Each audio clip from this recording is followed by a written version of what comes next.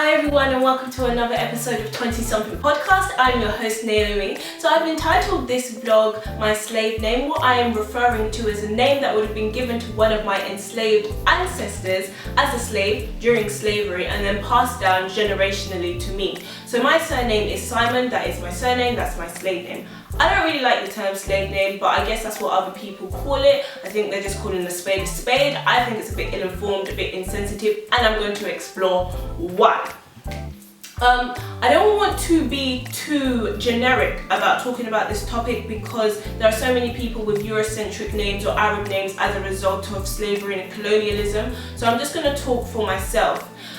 My family history says that my great however many great-grandmother was brought from Nigeria, Igbo land, and then taken to Grenadian as a slave at the age of 11. The name given to her first name was Adelaide, and then somehow going down now to us, our surname is Simon.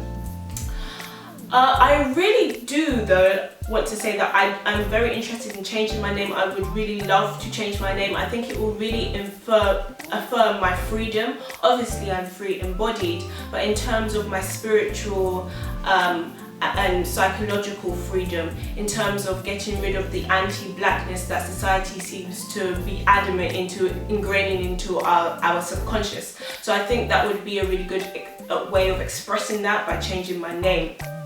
But there are 3 reasons why I haven't done it yet, and that's what I'm going to talk about.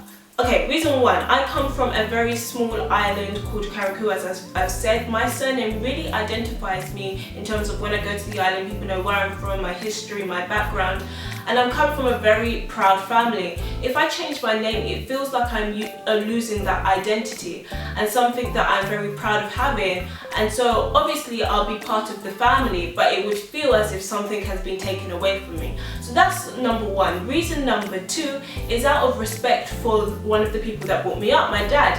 His surname is Simon, and I feel like it might go into offending him if I change my name to something that doesn't identify me directly with him. I'm sure he would understand the reasons, but again, I don't want to feel, I don't want to make my family feel as if I think I am better than or more knowledgeable than. So that's another reason why I haven't changed my name. And number 3, what would I change my name to? There are 54 countries in Africa. If I wanted a name to be more Afrocentric, I would need to choose one name.